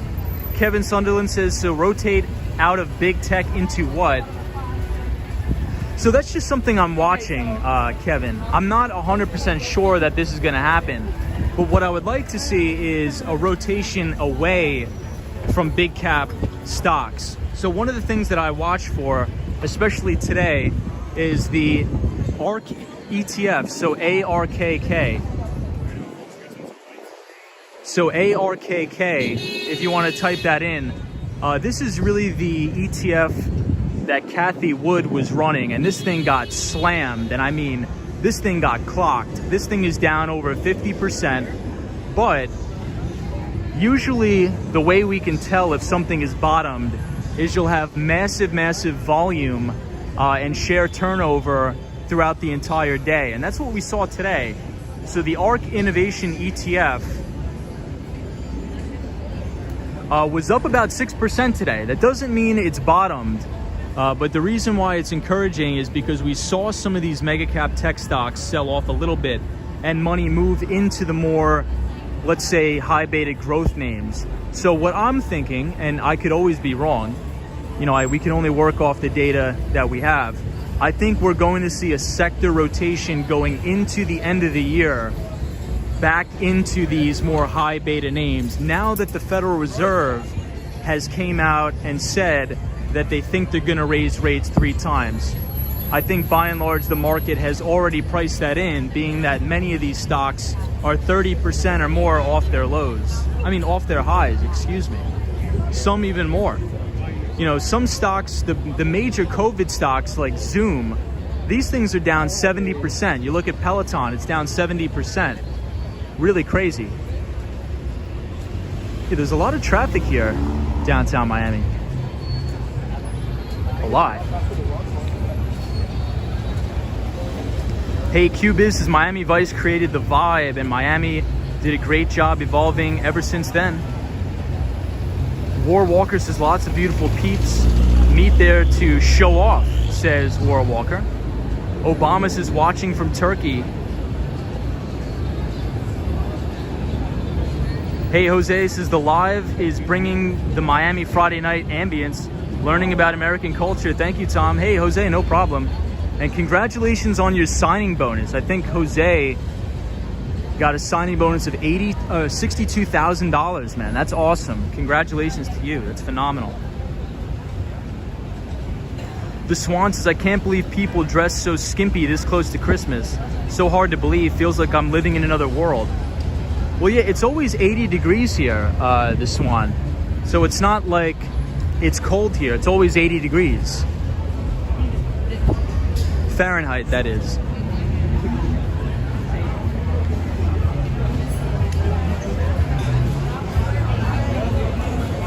Mr. Bagman. I agree. The Federal Reserve has definitely encouraged that buy the dip culture as of late. I would agree.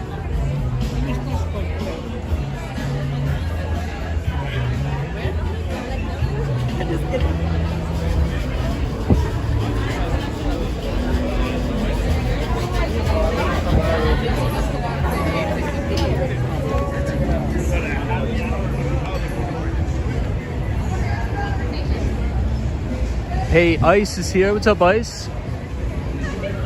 Ice says, hi, Tom. Good to see you, Ice, as always. Happy Friday. Hope you're having a good one, Ice. One of the things I noticed about Miami is a lot of people walk a lot slower than they do in New York.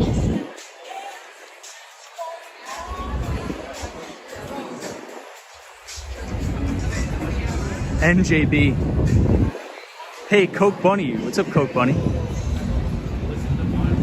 Ice, I hope you're well. Long time no see. Hope everything is well on this Friday.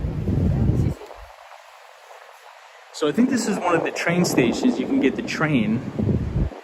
We may have to turn back, but I want to walk down this block a little bit more, but I have to turn back because I got to get my bus. But this is a cool neighborhood. I've never been here before.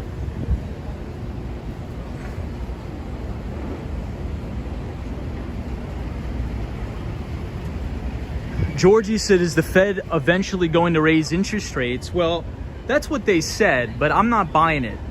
So there's two things that need to happen to the Federal Reserve. Number one, they have to dial back their asset purchases. This is called a taper. So the Federal Reserve needs to reduce the amount of assets that they purchase every single month. And this includes mortgage-backed securities as well as U.S. Treasuries. How much farther is it? So when they buy U.S. Treasuries, this provides liquidity for the market, but it also puts pressure on interest rates. 5 minutes. So that's the first thing they have to do. The second thing they have to do is then actually start to raise interest rates.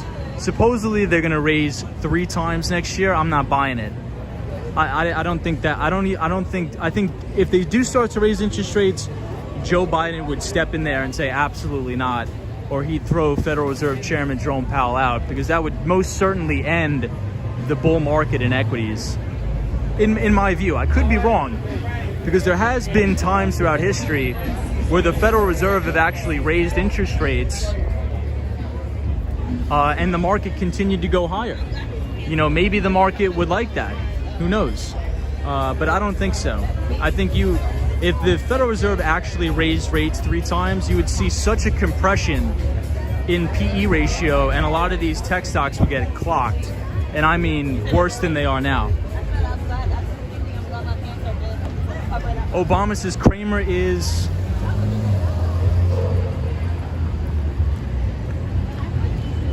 Yeah, a lot of people don't like Kramer. Hey, Penelope says, people do everything slower in the South, Tom. Weather has to do much with it as well. Penelope is joining us from Tennessee. Oh, look at that. Did you guys see that cat?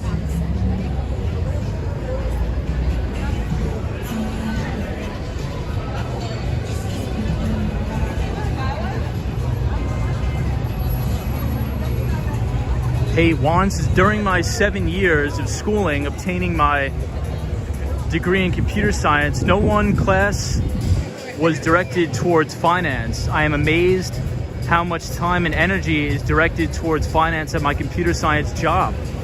Wow. So Juan, what are you doing exactly? I mean, you don't have to share that if you don't want to, but wow, look at this. That's a lot. Hey, Cat B says, I would do things slower too if I lived in a nice, warm, beautiful place. Says Cat B. Christian Hansen says, I wonder about fashion. Yeah, I don't know. Leida says, if you think Miami is slow, you should see Puerto Rico or Jamaica. Yeah, I don't know if I would do good with that. I don't know if I could do any slower than this. I think this is as slow as I could possibly go.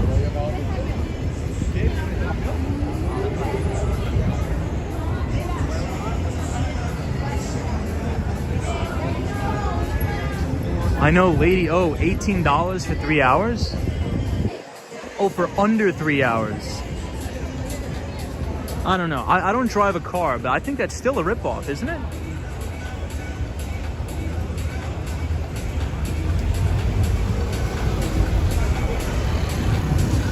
Wow, Jack says it costs $50 to $60 to park at a Red Sox game. Alan Wilson says, how can someone from New York City say those parking rates are a lot?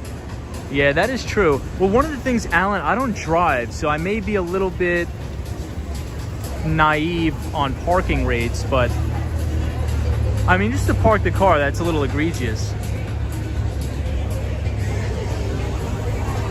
But that's one thing I noticed. Everybody in Miami has a car. Like, everybody that I talk to has been telling me I need to get a car to live here. But I refuse. I refuse to get a car.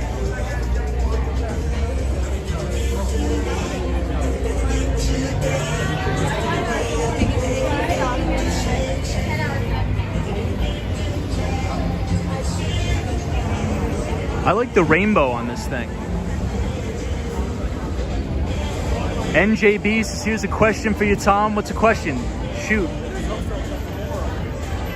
Cynthia says there's a Chipotle there. Oh, Cynthia, I believe, is from Miami.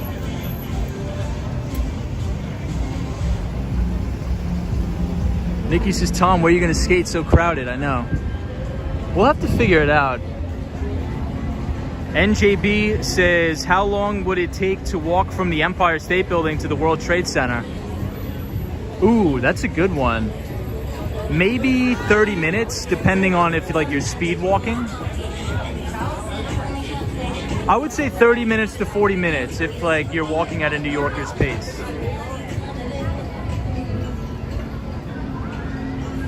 Hey, Manny Explores is here. What's up, Manny Explores? Good to see you, man. Hope you're well. Yeah, Manny says it looks lit out there. Yeah, so I've never been this way. So this is the first time I'm walking this way. We usually stay up towards downtown, but I've never been that far before.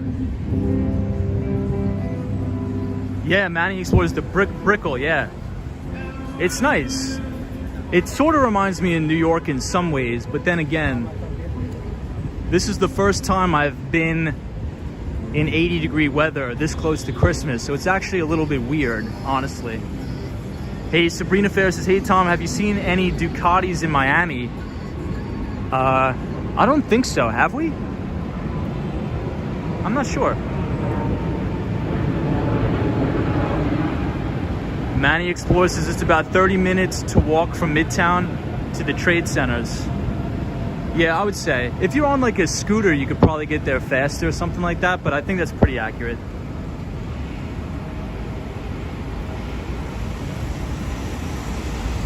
Cynthia Martinez says your mother likes that Sephora. Very cool. I like the balconies on this building.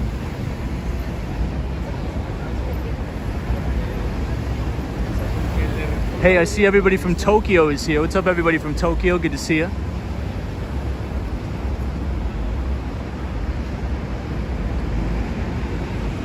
Yeah, Georgie says, one of my family friends who have been in New York told me I need a car if I'm going to live there, but I refuse to believe that.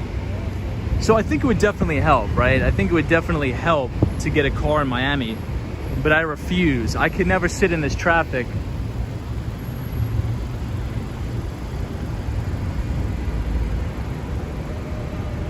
Latha says, I'm hungry for Cuban food.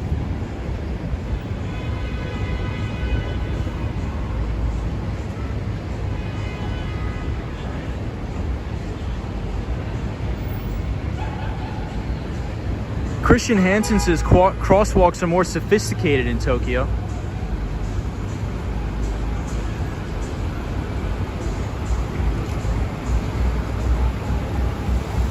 Q-Biz says, I know that has to feel really good to eat outside with a slight breeze, beautiful people, skyscrapers, and luxury cars passing by and only minutes away from the beach. I agree. It is kind of nice.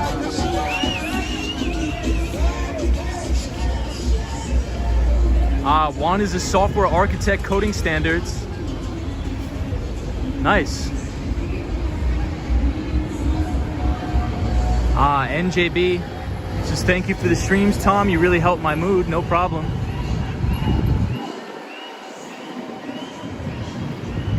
So could we get a quick time check in the chat? I do have to head back. I got to get the bus.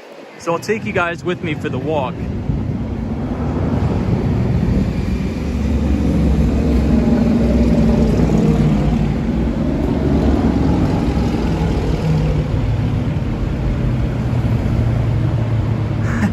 Enzo says, how many gigabytes do you spend in streaming? Oh my God. Probably I do maybe over 100 gigs a month, right?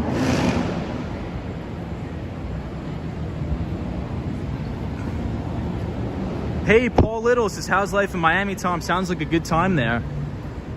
You know, I really enjoy it so far. I really do like it. One of the things I really like about Miami is you could take the bus 30 minutes to the north and it's not like this. It's very, very quiet, which is nice. I don't think I would ever want to live right in the heart of all like the partying and the craziness, but it's nice. I really like it so far. Roy S is clear that, Tom. Will not need Apple Watch or any other watches. Sabrina Fair, thank you for joining. So the Swan, what do you think of Miami? What do you think of Brickell? Do you like it? What do you think?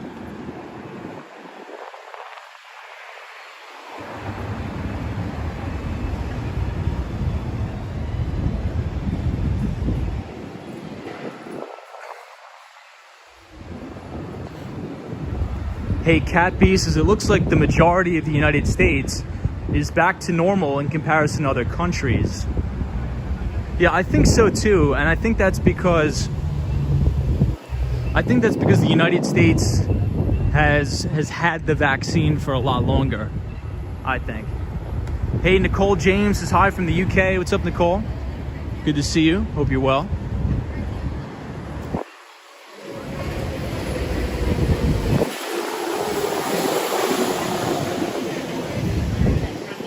Jonathan Richards says Brickell is beautiful. Yeah, it is kind of nice here. I really like it.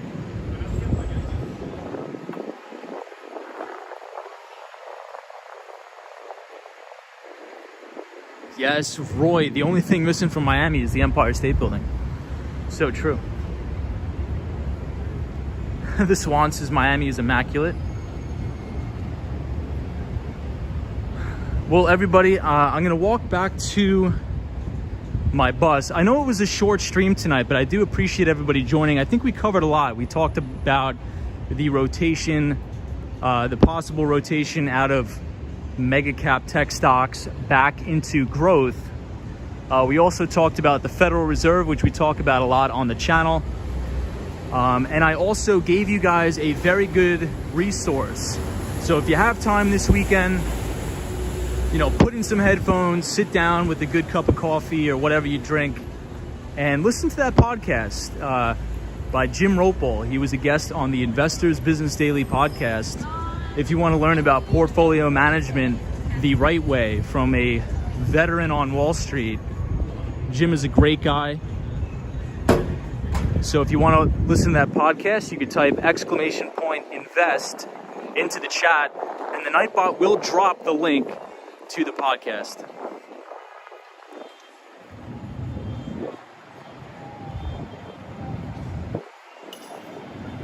NJ Beast is the scooters again.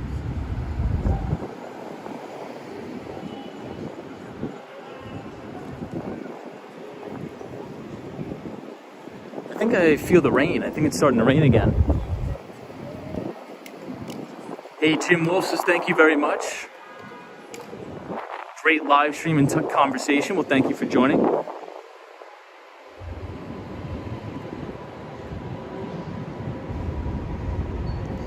So tomorrow I'm going to take the day off. I'll be able to sit down and write a very thorough behind the street newsletter for all of you. I have a lot of thoughts I want to get down on paper, so the newsletter should come out tomorrow. Not tomorrow, Sunday night at 8 p.m. So if you want to sign up for that, it is completely free. I write a free newsletter for over 193 investors now, which is pretty cool. So thank you everybody for reading my work.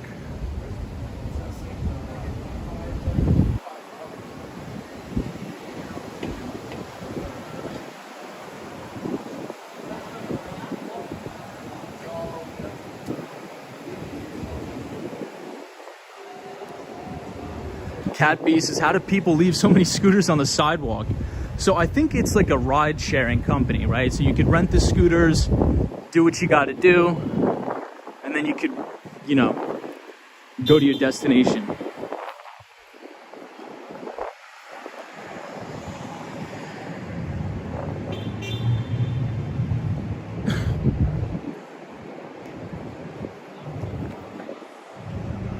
Nikki Jeffries says, wow, that wreath.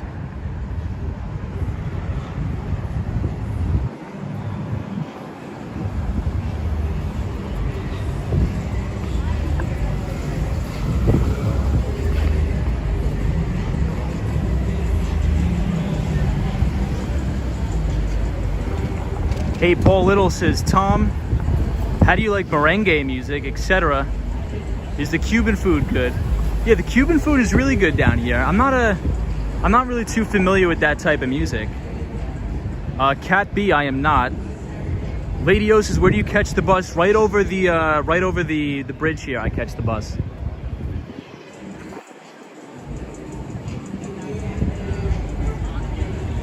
I didn't even bring it up. Yeah, Nikki, you're right. It's a little bit weird being here without snow for the holidays. But I'm actually going to spend Christmas in New York City, so I'll be back spending Christmas with the family.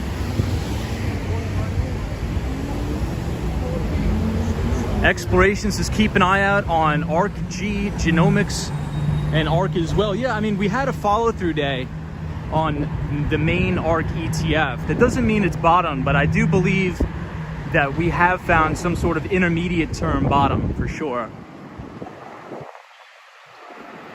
Hey, Norm C is here. What's up, Norm? Good to see you. Does anybody know what time it is? I think it's like 11:40, 11:50.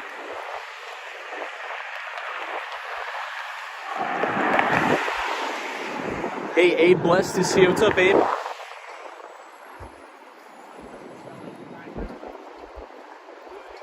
Cat B says, yes, Christmas is all about the family. Agreed. Out and About says it's 11:37. Thank you.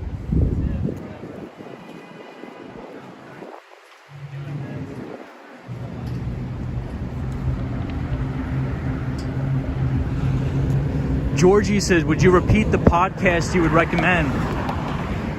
Yes. So if you type !invest, INVEST,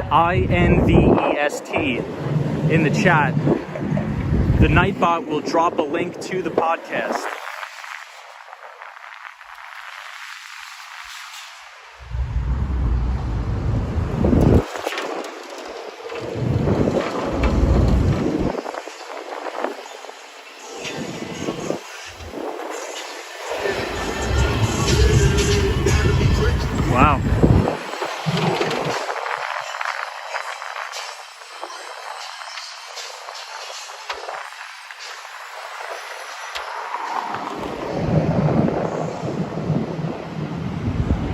Hey, Mail says, what happened to your Las Vegas business trip in December? I just got back from Las Vegas, but I was only there for like 12 hours. I flew in to Vegas on Saturday night. I had a company holiday party. I had to take some clients out. And then I woke up early on Sunday and flew back to New York City. And then from New York City, now I'm here in Miami.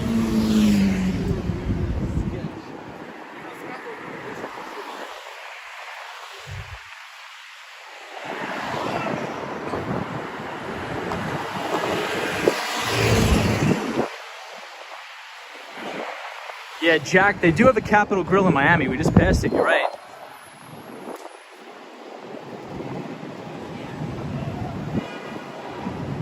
Hey, Latha, thank you. I appreciate that, Latha. Well, look at this big thing that's getting out here.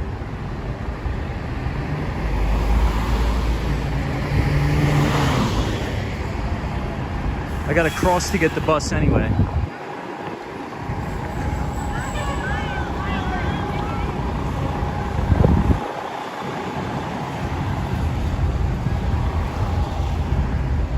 So this is the City National Bank building.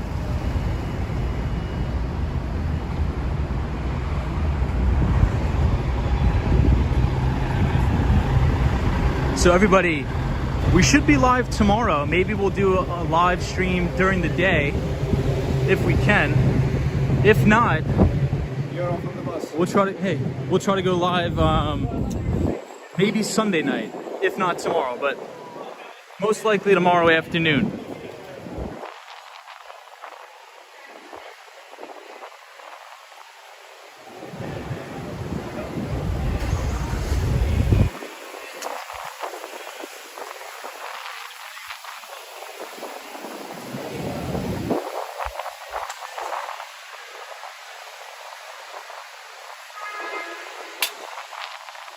Carol says that reminds me of Miami Vice.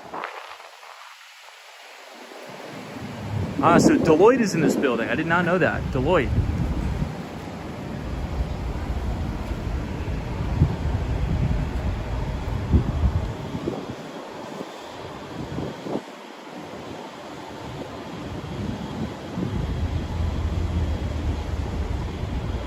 Hey, the Austin Tennis is here. What's up, Austin Tennis?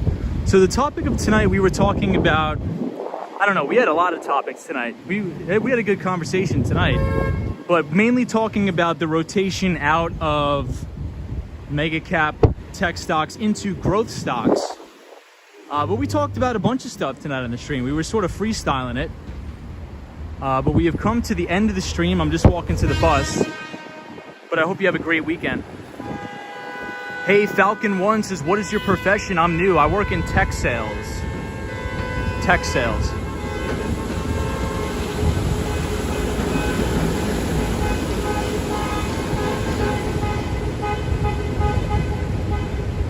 Yeah, Efron Lopez says there's a lot of traffic in Miami. There's a ton.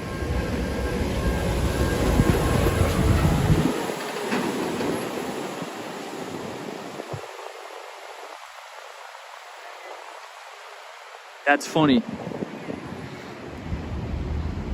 Yeah, so the Austin Tennis actually is a former Canadian investment banker that made the transition to tech sales at a company called PagerDuty. So congratulations, Austin Tennis.